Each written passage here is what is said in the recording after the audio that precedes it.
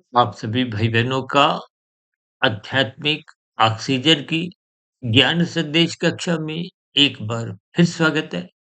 आज की चर्चा में शब्द लिया है दृष्टिकोण।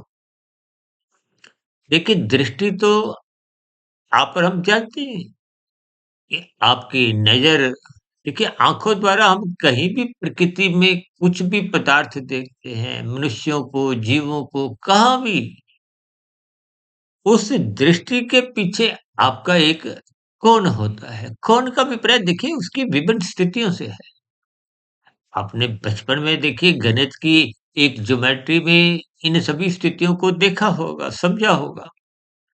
यानी कि आपका हमारा दृष्टिकोण देखिए परमात्मा की व्यवस्था में हम सभी भाई-बहनों को एक स्वस्थ स्थूल शरीर अक्सर मिला है।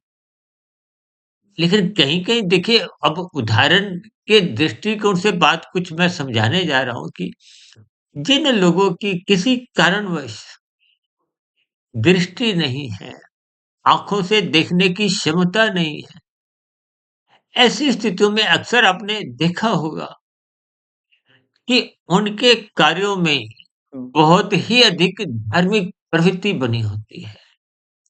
अक्सर आपने कुछ भजन गायक स्थितियों में भी कुछ ऐसे जिनकी दृष्टि देखिए आँखों की कमज़ोर होती है या नहीं होती।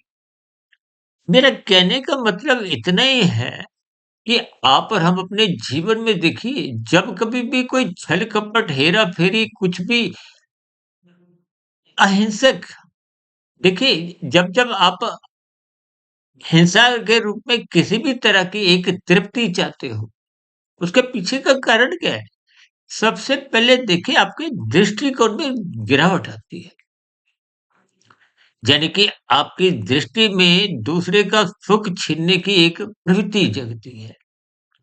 ये प्रवृत्ति ही फिर कर्म में बदल जाती है, चाहे वो कानून का उल्लंघन में हो, चाहे शास्त्र विरुद्ध पाप कर्म में हो।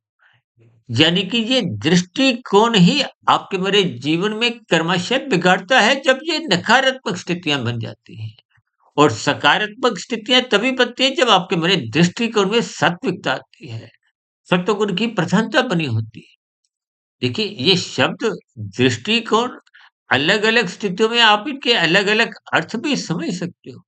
यानी कि जिन किसी भाई-बहनों की देखिए आँखों की दृष्टि कम है या नहीं है या किसी कारणवश कुछ रोग के कारण चली गई है, उनके कार्यों में सहज ही एक बहुत ही अधिक धार्मिक वृत्ति, सात्विक वृत्ति, परमात्मा के प्रति एक चलने की बनने लगती है।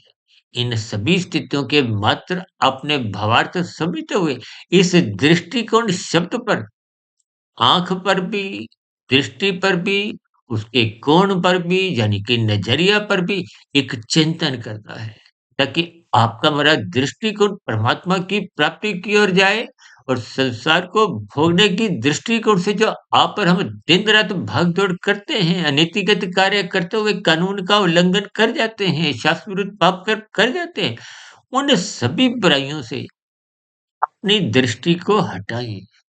चर्चा विशेष को यहीं विराम देते हैं। कल फिर मिलते हैं एक नए शब्द या वाक्य को लेकर। तब तक सुधीर भाटिया फ़कीर को इजाज़त दें। शाम को मिलेंगे सर्व कल्याण वृक्ष की प्रश्नोत्तर ज्ञान कक्षा में और कल सुबह ब्रह्म मुहूर्त ज्ञान उपदेश कक्षा में। तब तक सुधीर भाटिया फ़कीर को इजाज़त दें। वीडियो विशेष को ध्यानपूर्वक सुनने के लिए आप सभी भाई-बहनों का बहुत-बहुत धन्यवाद।